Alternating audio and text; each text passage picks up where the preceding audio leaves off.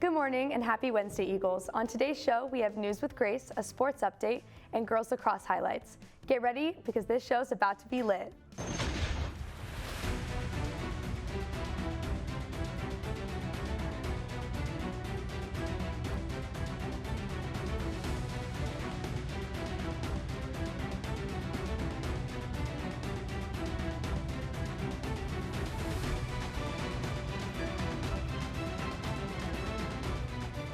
What's up, SM? I'm Cassie Beaumont. And I'm Natalie Miller. To start off today's show, let's check out an announcement about the boys golf team. We want to congratulate several players on the boys golf team for their performances at this week's Trinity League Finals. First, Hudson Better, Aaron Huang, and Jason Tang were all recognized for First Team All-League. Also, Dean Hayashi and Landon Frank both received Second Team All-League awards. The team also beat Bosco yesterday 181-198 and remains undefeated. Great job this season, boys. And now let's turn it over to Grace here in the studio to update us on the news. Good morning, Eagles. I'm Grace Cullen. Now let's dive into today's stories. Buffalo Bills safety Damar Hamlin has been cleared to resume playing football 4 months after going into cardiac arrest and having to be resuscitated on the field during a game at Cincinnati. He's fully cleared to resume activity, with the clearance coming from the team after the player met with the third and final specialist last Friday. All three specialists were in agreement that Hamlin can resume playing without any fear of setbacks or complications.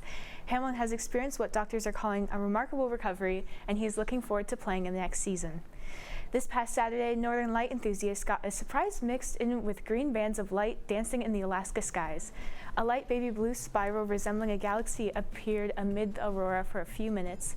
The cause early Saturday morning was not an appearance of a portal, but really it was simply excess fuel that had been released from a SpaceX rocket that launched from California 3 hours before the spiral appeared.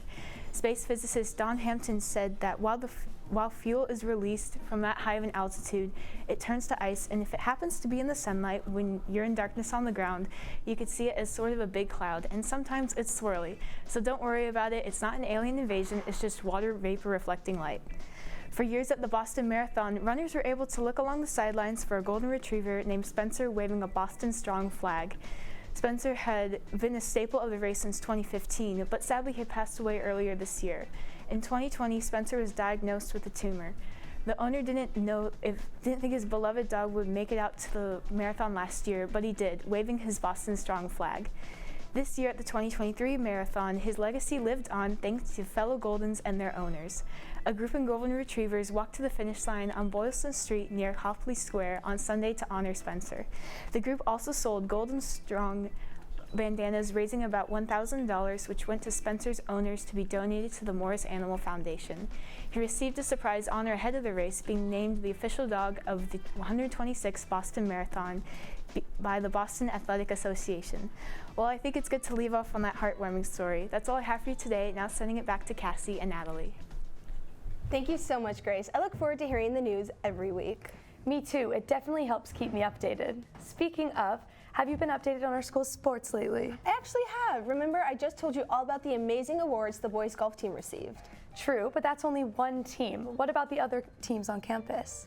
Well, I have a live sports update for everyone to get caught up on some other teams on campus. Let's hear it. What's up, SM? I'm Sammy Borzolino here with another edition of Eagle Sports Corner, but with a twist. Today we're going to be focusing on the future, and by the future, I mean strictly football. Let's not waste any time and get right into it. As some of you may have seen already on the SM Football Instagram page, they have recently announced their coaching staff, which includes head coach Ruse, offensive coordinator and tight ends coach Ombre, defensive coordinator Arredondo, wide receivers coach Pettis, linebackers coach DeVera, quarterbacks coach Porter, defensive line coach Latu, offensive line coach Moanoa, safeties coach Fay, running backs coach McMillan, and lastly corners coach Overton. Looks like it's going to be an amazing season with this solid team of coaches. Next up, we got our opposing lineup. West from Utah, Centennial High School, Liberty High School, Bishop Amaz, Lusinger, John Bosco, Olu, J. Sarah, Servite, and lastly, Mater Dei. I cannot wait to see what wins our Eagles will bring in next season, and I'm more excited to see how Eagle Sports Corner will grow next year. Before I go, here's this week's sporting events. Next week. On the 24th, 26th, and 27th, our boys varsity baseball team will be playing St. John Bosco on the 24th. On the 24th, softball will be playing Rosary, and on the 25th, Mater Dei boys lacrosse. Boys lacrosse will be playing Bosco on the 24th, then Newport Harbor on the 28th. And lastly, the girls lacrosse team will be playing Olu on the 25th. Let's bring the nest to all games and support our Eagles. Well, SM, this has been Eagles Sports Corner. I'm Sammy Borsellino, sending it back to Cassie and Natalie. Thank you so much, Sam. So Cassie, are you more filled in on sports now? For the most part, although I do think I'm missing one. What's that? Girls lacrosse. I've heard they're doing really good this Trinity season. Yep, 3-0. Let's see some highlights.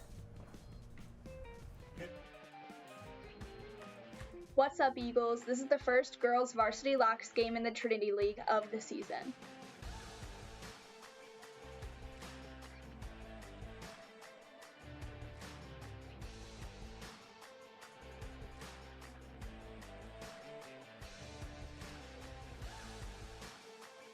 Katie Marusso's passes to freshman Maddie Yo, who draws in her defender and scores, giving the Eagles points up.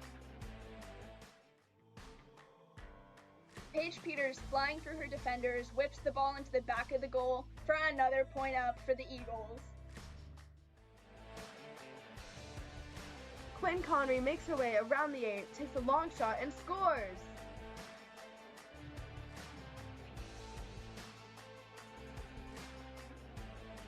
The final score is 15-5, giving the Eagles a win over the J. Sarah Lions. Good luck to you girls for the rest of your season. Well, SM, that's all we have for you today. I'm Natalie Miller. And I'm Cassie Beaumont. Until next time, Eagles.